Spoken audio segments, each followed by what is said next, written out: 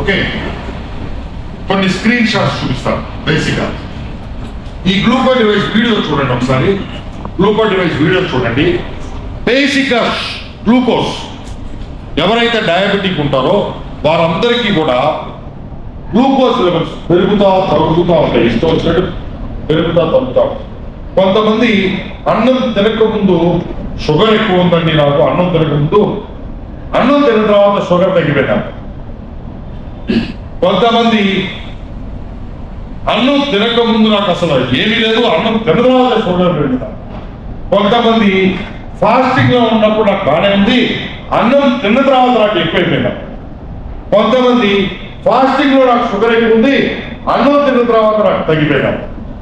So ఒక్కొక్కరు ఒక్కొక్క అభిప్రాయాలు చెప్తా ఉంటారు. అలా విచ్చలవిడిగా ఏ ఒక్క కంట్రోల్ లేకుండా ఆడుకునేదే షుగర్ లెవెల్స్. మరి అయితే వీటన్నిటికీ కారణాలు ఉన్నాయి. ఉదాహరణకి అన్నం తినక ముందు బొప్పాయ తిన్నామనుకోండి, లేదు కర్బూజా తిన్నామనుకోండి, అది కూడా కొంచెం ఎక్కువ తినాలనుకోండి, ఆటోమేటిక్గా మీకు షుగర్స్ పెరుగుతాయి. ఎందుకంటే దాంట్లో 15 గ్రాముల కార్బోహైడ్రేట్స్ ఉంటాయి. మరి సో ప్రోటీన్ ఉండదు. మరి సో ఆ రకంగా కొంతమందికి షుగర్ ఎక్కువ ఉంది, అన్నం తినగానే తగ్గిపోయింది. మరి సమాజంలో నువ్వు అన్నం తినద్దంటారు. ఎవరి అటువంటి వాళ్ళకి ప్రాబ్లం ఏంటంటే ఎప్పుడు కూడా గుర్తుపెట్టుకోండి, షుగర్ ఖాళీ కలుపుకున్నప్పుడు ఒకటి, తిన్న తర్వాత ఒకటి. తిన్న తర్వాత తిన్న ఆహారం మీద ఆధారపడి షుగర్ లెవెల్స్ ఉంటాయి. ఉదాహరణకు ఒక వ్యక్తి పూరి తిన్నాడు, అతను షుగర్ లెవెల్స్ ఒకలాగా ఉంటాయి. అదే వ్యక్తి నెక్స్ట్ రోజు పొంగల్ తిన్నాడు, షుగర్ లెవెల్స్ ఇంకోలాగా. అదే వ్యక్తి 3వ రోజు పులిహార ఇంకోలాగా ఉంటాయి. సో తిన్న ఆహారాన్ని బట్టి వచ్చేటువంటి షుగర్ లెవెల్సే తిన్న తర్వాత.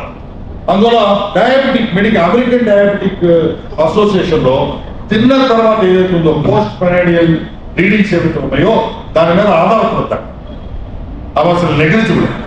ఫాస్టింగ్ ఇంపార్టెంట్, ఫాస్టింగ్ లో ఉన్నది ఇంపార్టెంట్. ఎందుకంటే మీకు ఫాస్టింగ్ లో రాత్రి నిద్రపోయినప్పుడు హార్ట్ బీట్ తక్కువ ఉంటుంది, న్యూరో ప్రాబ్లమ్స్ తక్కువ ఉంటాయి. ఇవన్నీ నేను ఓవరాల్ లో చెప్పినప్పుడు చెప్తాను. ఓకే, సో ఇంత ప్రశాంతంగా ఉంటుంది కాబట్టి, బాడీ రిపేర్ చేస్తుంది కాబట్టి మీకు రియల్ రీడింగ్స్ వస్తున్నాయి ఫాస్టింగ్. మరి సో అందువల్ల బేసిక్ గా ఈ ఎన్ని అభిప్రాయాలు, మనం ముందేం తిన్నామో తర్వాత ఏం తిన్నామో దాన్ని బట్టి, లేదు ఎక్కువ నడిచాము, లేదు అస్సలు నడవలేదు. ఫర్ ఎగ్జాంపుల్ ఎక్కువ నడిచేశాడు ఫాస్టింగ్ లో, ఏమి తినకుండా నీళ్లు తాగేసి లేదా ఒక కప్పు కాఫీ తాగేసి విపరీతంగా పార్కులు నడిచేశాడు. ఎంత నడవాలో తెలియదు కదా, పక్కన నడుతున్నాడు, నేను నడుస్తూ ఎవరై లేదు టైం ఉంది కదా అని నడిచేస్తాను, లేదు ఆఫీస్ టైం అవుతుందంటే అలా సగమే నడుస్తాను. కొంతమంది ఏం నడుస్తాం రోజు అని చెప్పి అసలు నడవు. ఎవరై సో ఈ రకంగా మన యొక్క లైఫ్ స్టైల్ లక్షణాలు బట్టి ఈ షుగర్ లెవెల్స్ పెరుగుతూ తగ్గుతూ ఉంటాయి. కానీ ఫాస్టింగ్ మాత్రము మనం రికార్డులు తీసుకోవాల్సిన నెక్స్ట్. మిగతావన్నీ కూడా లైఫ్ స్టైల్ కనెక్ట్ అయ్యి సంబంధించింది. రైట్. సో అలాగే 3 నెలలకు ఒకసారి HbA1c తీసుకోవాలి, 3 నెలలకు ఒకసారి A1c తీసుకోవాలి. 3 నెలలు 4 నెలలకు ఒకసారి తీసుకుంటే చాలు. ఎందుకు 4 నెలలు అంటే చెప్పండి ఎవరైనా, ఎందుకు 4 నెలలు? ఏవైతే కణాలు ఉంటాయో ఒంట్లో కణాలు ఉంటాయా చెప్పండి, మీరే చెప్పండి, గట్టిగా చెప్పండి.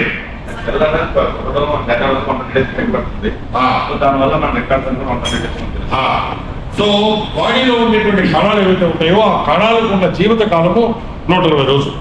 అందువల్ల 120 రోజులు కలిపి ఒక A1c రిపోర్ట్ ఇస్తుంది. ఎందుకంటే A1c రక్తంలో నుంచి చూసినా రక్తంలో ఉన్న బ్లడ్ సెల్స్ లో నుంచి తీసేటువంటి రీడింగ్స్, వేరే షుగర్ వచ్చి బ్లడ్ లో నుంచి తీసేది. మరి షుగర్ వచ్చి బ్లడ్ లో నుంచి తీసేది, A1c బ్లడ్ సెల్స్ నుంచి తీసేది. ఇది డిఫరెన్స్ బేసిక్. మరి అందువల్ల అందుకే మన ప్రోడక్ట్స్ కూడా ఎవరైనా వాడినప్పుడు, ఎస్పెషల్లీ డయాబెటిక్ వాడినప్పుడు, మీరు వెంటనే ఇంగ్లీష్ మందులు మానేయచ్చా, ఈ రాత్రికి మీరు ఇన్సులిన్ ఆపేయచ్చా అనేటువంటి క్వశ్చన్స్ వస్తున్నాయి. మీరు ఏది చేసినా 120 రోజుల తర్వాత చేయండి. ఎందుకంటే మీకు సెల్స్ అన్ని సెల్స్కి పోయి చేరాలి. అందుకే న్యూట్రిషన్లో కానీ, మెడికల్ న్యూట్రిషన్లో కానీ, మెడిసిన్లో కానీ డోసేజ్ ఇస్ ఇంపార్టెంట్. మీకు డాక్టర్ మేము మందులు రాసినప్పుడు మీకు ఎందుకు మేము ఒక మెడిసిన్ పక్కన MG అని ఎందుకు రాస్తున్నాము, అది కూడా ఇన్నిసార్లు ఇన్ని రోజులు తినాలని ఎందుకు రాస్తున్నాము? ఒకటే వచ్చగా అన్ని కలిపి. ఫర్ ఎగ్జాంపుల్ 100 mgకి ఒక మెడిసిన్ మేము ఇచ్చినప్పుడు 2 సార్లు వేసుకోమంటే రోజుకు 200 mg 7 రోజులు 1400 mg ఒకటే టాబ్లెట్ మీ నోట్లో వేసేయచ్చు కదా. అట్లా చేయట్లేదు కదా మేము.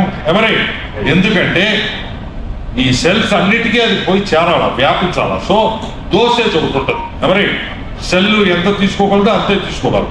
అలా ప్రతి ఏదో పెద్ద సమాచారం ఉంది. ఎవరై సో అందులో దేనికైనా 120 రోజులు ప్రిపేర్ అవ్వండి. కేవలం నాటప్పుడే కాదు, మీరు చాలా మంది బయట ఇంకేదేదో అమ్ముతున్నారు. ఎవరైనా ఏదైనా ఇష్టపడి కొన్నా, లేదా ఆయుర్వేదిక్ షాప్స్ లో ఆయుర్వేదిక్ డాక్టర్లు చెప్పినా, లేదు యునాని సిద్ధాలో ఏ ఒక్క మెడికల్ సిస్టమ్ లో ఏ ప్రోడక్ట్ తీసుకున్నా other than antibiotics, other than medicines on prescription, ఏది తీసుకున్నా అవి కూడా ఈ ప్రిస్క్రిప్షన్ లాగే ఫాలో అవ్వాలి. డిఫరెన్స్ ఏంటంటే ఇవి 7 రోజులు 14 రోజులు లేదా నెల, అంతకంటే డాక్టర్లు రాస్తే నేరం. మాకు ఫార్మకాలజీ ఫార్మసీ బుక్ ఒకటి ఉంటుంది, మేము అంతకంటే రాయలేదు, రాస్తే నేరం. అర్థమైంది మీకు? అందువల్ల దీనికి ఏంటంటే రెగ్యులేటరీ బాడీ లేదు కాబట్టి ఇవి ఎన్ని రోజులైనా తినచ్చు. రైట్?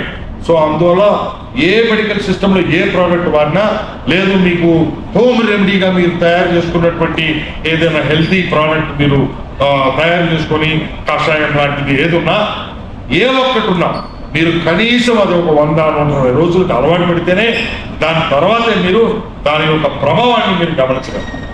అంతేకాని ఒక్కరోజు తాగేసి వెయిట్ లాస్ ఉన్నారు. చాలా గమ్మత్తైనటువంటి విషయం అది. వెయిట్ పెంచుకోవడానికి తెలియకుండా పెంచేసుకున్నారు. ఇప్పుడు అది తగ్గాలంటే ఒక రోజులో తగ్గాలి.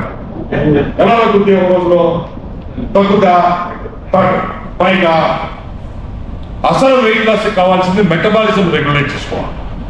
మెటబాలిజమే మెయిన్ వెయిట్ పెరగడానికి కారణం. మెటబాలిజం అంటే ఏంటి? ఆకలికపోయినా టైం చూసి తింటాం, లేదా రుచి చూసి తింటాం, లేదా ఆహారాన్ని చూసి తింటాం, లేదా వాసనతో ఆకర్షవంతం అవటం. ఎవరి అలాగే రెండోది వచ్చేసి అన్టైమ్లో నిద్రపోవటం. ఎవరి చాలా మరీ స్ట్రెస్లో ఉంటాం. ఎవరైతే ఆ స్ట్రెస్లో ఉన్నందు వల్ల ఫిజికల్ యాక్టివిటీకి దూరం అవటం. ఎవరి అందరూ కూడా నడవటం ఇష్టమే. చాలా మంది ఎందుకు నడవరంటే స్ట్రెస్, రకరకాల ఆలోచనలు, రకరకాల ప్రాబ్లమ్స్, పైగా రాత్రి పూట యూట్యూబ్ చూసి కొత్త ప్రాబ్లమ్స్ కొనుక్కోవడం, కొత్త ఆలోచనలు పెంచుకోవడం, అవసరం లేని ఆలోచనలు. అర్థమైందా? ఈ రకంగా ఆ యొక్క విరక్తితో, ఆ వికారంతో బేసిక్గా వీళ్ళు ఫిజికల్ యాక్టివిటీకి దూరం అవుతారు. సో ఏ మనిషిలో ఏ లోపం ఉన్నా, ఏ ఒక్క శరీరంలో ఏ లోపం ఉన్నా అది కేవలం సైకాలజీకి సంబంధించిందే కానీ మనిషికి సంబంధించింది కాదు, మనిషిలో ఉన్న స్వభావానికి అసలు సంబంధించింది కాదు. సో తద్వారా ప్రతి మనిషి మంచాడే, ఆ మనిషిలో ఉన్న లక్షణాలే మంచిగా. అర్థమైందా? సో అంతవరకే డిఫరెన్స్ బేసికలీ. ఓకే, సో ఆ రకంగా గ్లూకోజ్ చూసినట్లయితే ఇది కూడా అంతే. మీకు ఇక్కడ ఒక సెన్సార్ ఉంటుంది. రూపాయి బిల్ ఉంది కదా, రూపాయి కాయిన్ ఉంది కదా, 1 రూపీ కాయిన్. 1 రూపీ కాయిన్ లో ఒకటి సెన్సార్.